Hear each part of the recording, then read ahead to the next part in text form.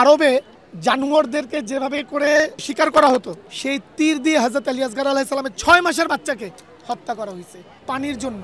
তারপরও মুসলমানরা বলে যে ইমাম হোসেনের জন্য কেঁদো না। পুরনো ঢাকার ঐতিহাসিক হুসাইনি দালানে প্রতি বছরের মতো এবারও মুহররমের 1 তারিখ থেকে 10 তারিখ পর্যন্ত পালিত হচ্ছে কারবালার শোকে আবৃত ধর্মীয় আয়োজন। এই আয়োজনে দূর দূরান্ত থেকে শিয়া গোষ্ঠী অনুসারীরা এখানে এসে একত্রিত হয়ে ইমাম হোসেন রাদিয়াল্লাহু আনহু ও তার সাথীদের আত্মত্যাগের স্মৃতিতে নিজেদের একাত্মতা প্রকাশ করেন। মুহররম হচ্ছে শোকের মাস। এটা ইমাম হোসেনের শোক, এটা অন্য কারো শোক না। রাসূল পাক সাল্লাল্লাহু আলাইহি সাল্লামের দৌহিত্র, ওনার নাতি ইমাম হোসেন আলাইহিস সালাম কারবালার সে প্রান্তে ইয়াজিদ বাহিনীর তাকে নির্মমভাবে হত্যা করে এবং উদ্দেশ্য এটাই ছিল যে রাসূল পাক সাল্লাল্লাহু আলাইহি সাল্লামের দিন যেন মিটে যায়। নামাজ, রোজা, হজ, যাকাত যে আহকামগুলো রাসূল পাক সাল্লাল্লাহু আলাইহি সাল্লাম আমাদের মাঝে দ্বীনের জন্য নিয়ে আসছেন মুসলমানদের জন্য, ইয়াজিদ সেইগুলোকে হারাম বলতেছিল এবং এটাও বলতেছিল যে নবী বলতে কেউ আসে নাই এমন, এবং এই নামাজ, রোজা এগুলো সব করার দরকার নাই। পূর্বে যেমন আমার বাবা, আমার দাদা আবু সুফিয়ানরা, মাবিয়া যেমন পূজা পাঠ করতো, ঠিক সেরকমই আমরা চলবো। এই 10 দিন হুসাইনি দালানে প্রতি সন্ধ্যায় মিলাদ অনুষ্ঠিত হয়। ধর্মীয় আলোচনার মাধ্যমে তুলে ধরা হয় কারবালার ইতিহাস, শহীদদের ত্যাগ ও সত্যের পথে সংগ্রামের শিক্ষা। আমরা প্রথম মুহররম থেকে নিয়ে 10 মুহররম না, সম্পূর্ণ 2.5 মাস শোক পালন করি। 10 মুহররম তো শুধু 10 মুহররম, সবাই জানে যে 10 মুহররম, কিন্তু 10 মুহররম শুধু তাদেরকে কাতাল করা হয়েছে, তারপর যে তাদের পরিবারকে কি আজিয়াত, কি নির্যাতন করা হয়েছে, এটা আপনি ভাষাও প্রকাশ করতে পারবেন না।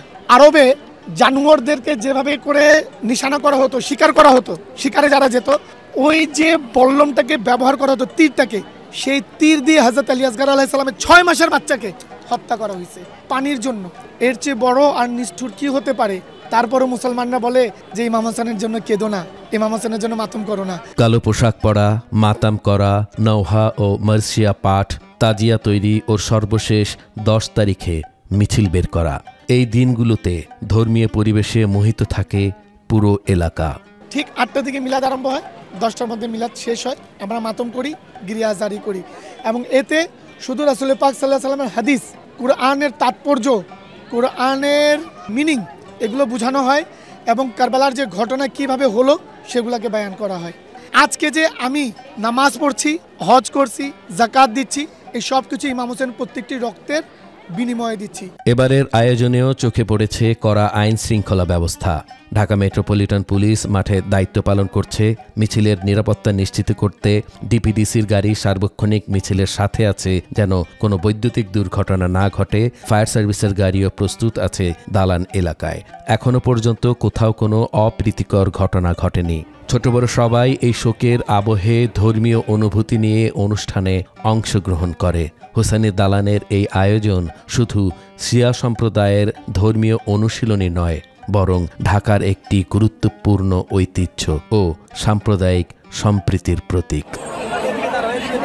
মুহররমের পুরো মাস জুড়ে শোক পালন করেন এই শিয়া সম্প্রদায়ের অনুসারীরা, যার প্রতিচ্ছবি প্রকাশ পায় তাদের অভিব্যক্তিতে, তাদের আচার আচরণে এবং তাদের পোশাকে। পুরনো ঢাকার হুসাইনি দালান থেকে মোহাম্মদ নেসার, বাংলাদেশের খবর।